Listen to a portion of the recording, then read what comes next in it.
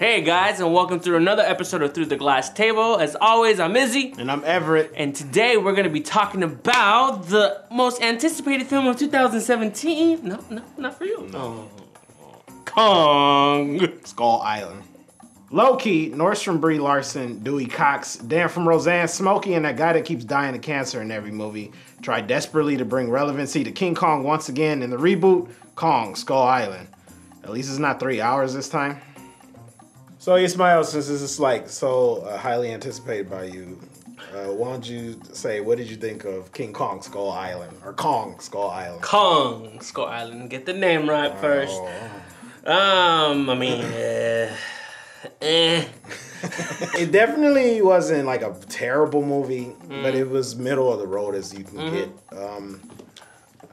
I struggle to understand why do people keep trying to remake King Kong. Like, we'll talk about this later, but Kong was a spectacle, and you can't remake that fill-in again. And all these movies just end up middle of the road, just like the Peter Jackson one. They're relying a lot on, they want to bring back the big monster kind of movie deals, right? The Godzilla, Kong, even the fucking Pacific Rim, if you consider it, it's a big monster kind of deal. So Kaiju. They're trying to bring all that aspect back into today, but I don't think it's, coming off well. It's also, too, we have decades and decades of being bogged down by CGI and all this stuff. When you think about it, in the 40s or I guess 50s were the first Godzilla movies. These people had never seen stuff. Even though it's a stupid guy in a rubber suit, those people who went to go see those movies had never seen that before. Yeah. Or even the claymation King Kong. Nobody had ever seen that before. Now it's just like, okay, what next? Is there a main character in this film? No, and I think that's a detriment to the film. Is there's like 50 fucking people in this movie, and they have great talent in this. You got John Goodman. That's not his name. John Goodman. Samuel Jackson. Tom Hiddleston, Brie Larson. Fucking Straight Outta Compton guys. I don't know their name. Two Straight Outta Compton guys. That's right. Besides Samuel Jackson's character and John Goodman, there's no real goal for any one of them. Yeah. Like, there's no real, there's what's the motivation besides them going to an island to go... Getting paid to do it. There's no...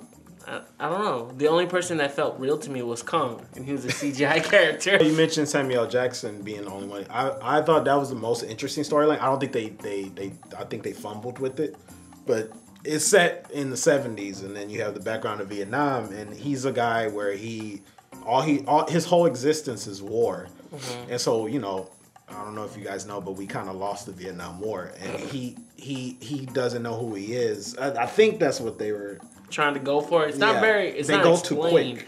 Yeah. You know that he has a troubled past, but that's pretty much it. It's not explained that it maybe has to do with the war. So that causes him to want to continue the mission to kill Kong, even though they're trying to get the fuck out of there. I thought that was interesting because it's better than like Mr. Army guy that we always see, like in Avatar. I forget the guy's name, but Scott Lang was a character. Yeah, he's just an asshole. He's just an army asshole to be an asshole. Here, I was like, okay, well, I can understand why he would want to do that. What did you think of John Goodman in this movie? John Goodman, he lost a lot of weight. Is he sick? I don't know. But this guy like leans over to me when John hit it. He's like, is he sick? Surface level. Very surface level. I don't think they utilized either John Goodman or like anyone in this film. For some people, some performances, except for we got to talk about John C. Reilly. But it seems like for the most part, everyone's performance was informed by the fact that this wasn't a great movie. Because I felt like no one was really trying, especially Samuel Jackson. I cannot explain to you how much I didn't like him in this movie. His character is supposed to be stressed out, I guess, and going through some emotions. Mentally, and every fucking shot that they did a close-up, it was like...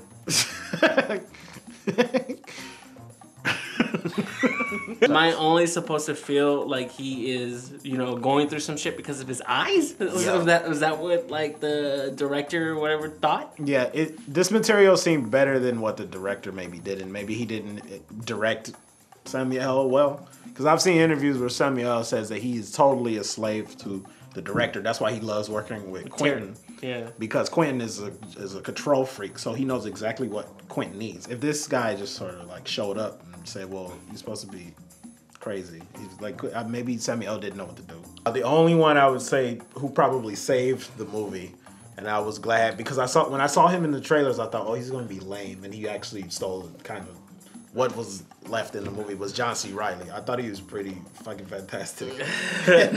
They did rely heavily on using him as a comic relief throughout the film, but yeah, you're right. He's more fleshed out than anyone else because I think he has more of like that little catchphrase or the little. He has vested interest too in what's happening on the island, and then he has a clear goal. He wants to get off the island. Yeah. I mean, all in want to get off the island, but he wants to get off the island because at least his backstory tells us he's been there for 28 fucking years. Yeah. Like, I don't understand why, if you're gonna do a movie about Kong or Godzilla, anyone, why would you reveal your principal big surprise element in the very beginning? Takes away from the money shot in the end of the first act where you first see the entire King Kong.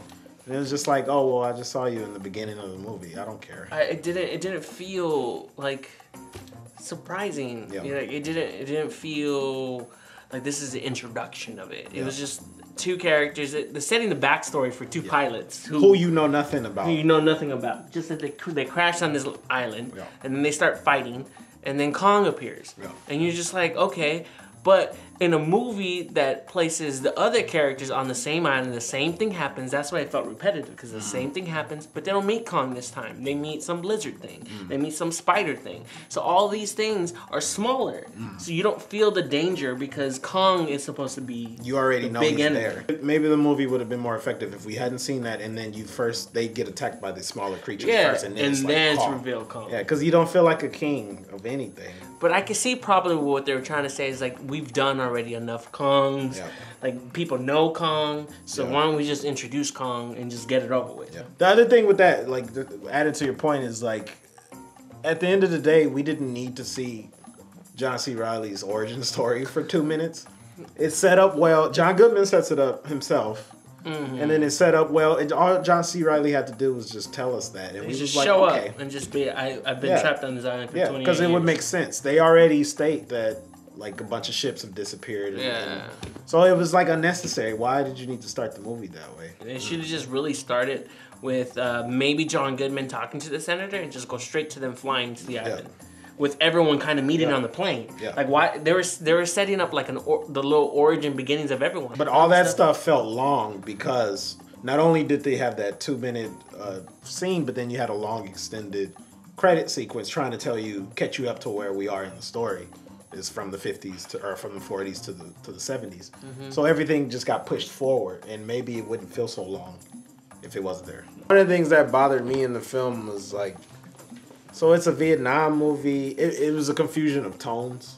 It's supposed to be a Vietnam movie, and then also it's trying to be a monster movie, and then also it's like an exploration movie. And I was just like, it kept switching between all these things. And then you throw in humor that sometimes wasn't warranted, and it just, I don't know, it confused me. I have to agree with you because you know, I'm a big fan of like even the movie experience lending to the experience of the actual film. So you could tell that the audience wasn't really into anything because there were sporadic laughters by this thing. Like, I didn't laugh. Like, I only laughed 3 times throughout this whole fucking film. And they all came from John C. Reilly's character. But not the audience. But not the audience. And the also, the audience were laughing at stupid shit, like a pencil falling or something. Yeah. Or like... That was so funny. They're talking about stuff that's happening in our time. That's all it was. And you could feel it was forced. A lot of the funny thing that John C. Reilly did was kind of like goofy stuff, like more like. But it was relevant to who he was as a character. And then, you know, on top of that, they kept playing it. I hate when fucking movies do this. I think we talked about this with Andre with Suicide Squad. They play song after song after song after song to let me know that it's the 70s. I get it already. Like, you put the date on there. You could play a few songs to set the mood, but it was like a playlist on iTunes. What does this add to a King Kong movie that it was set in Vietnam? Maybe the Lawrence Fishburne, the Samuel Jackson storyline. Okay, I can understand how that would lend to that. But what purpose does it serve setting King Kong here? And I just don't understand. I don't know. Using native Asians as the little tribe? I don't know. Okay, so do you agree with me then? Yeah, the setting for Vietnam had no relevance. Yeah. They were just kind of banking it on being like a war film. They wanted that to be the makeup of it, but it didn't succeed. It didn't mix well. Yeah. It would literally stop being a King Kong movie and then do Apocalypse Now scenes.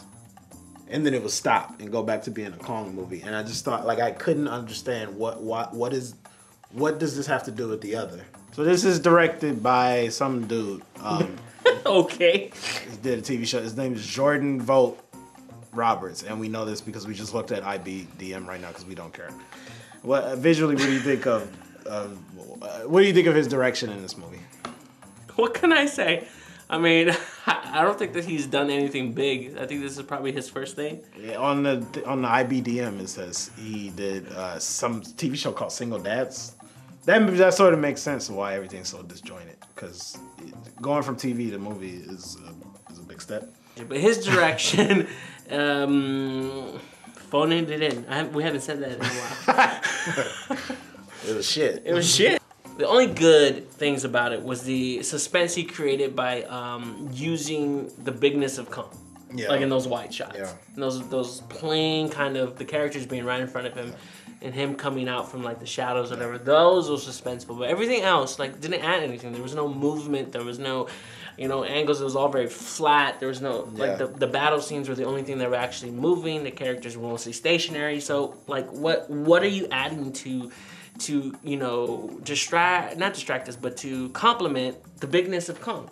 The only things that I think he got right, but even then it looked like a fan film, is like the Armageddon Now or Apocalypse Now sort of tribute-y things. He does a lot of like Vietnam imagery. The one I'm pretty sure that you're referencing in your mind is the helicopters and the sun and Kong. Exactly. But you're right. It's just sort of like blah. There's nothing. It's nothing. Yeah, I was really surprised. Yeah, people talking, long shots of people talking. He does that fucking angle I hate. What do you call it? Dutch angle? Yeah, it does the fucking Dutch angle when it's unnecessary. I don't know. This is just a piece of shit. This is, of course, hopefully gonna open up more big monster movies, like the fighting. Like, it looks like that's what they're setting up. So I'm excited about that, but I hope that they give it to a director who has actually know what he's doing. Yeah, they also need to figure out the struggle, because the Godzilla struggled with this too. How do you place human characters in a movie about big giant fighting monsters? The original Godzilla movies dealt with it by basically the characters were non-existent. They're robots, like they're nobodies. And I hate to go to Michael Bay. I hate Michael Bay. I hate Michael Bay. But one of the successful things that he did was implement Sam's, which is Shia LaBeouf's character, as a central character to the need of whatever goal it was. Like, he was important. Make a character important. Do you have really anything else you want to say about this film? No, let's score this fucking All right, so... I guess I'll start. Okay. It's not terrible. I think people will enjoy it, and if you like the Godzilla movie from a couple of years ago, you will find something in this that you like. I'd say a 3 out of 5. No, excuse me, a 2 out of 5. I'm gonna stick with 3 out of 5. 3 out of 5. 3 out of 5. Like we say, we're bashing it, but there's good elements in it. Yeah. And I feel like with a little tweaking and a little rehash of everything, it could have been really direction. Great. Yeah, it could have been really great. Well, we don't have anything else to say, guys, so I just want to thank you guys for joining us for this episode of Through the Glass Table. We're probably going to be back for Logan, definitely, and we'll have a special guest with us. You guys know him, Andre, the little fluffy little Mexican guy that comes on our show. With a beard, I hear. Yes, he's looking good. So look out for that episode, and thank you. Bye. Subscribe.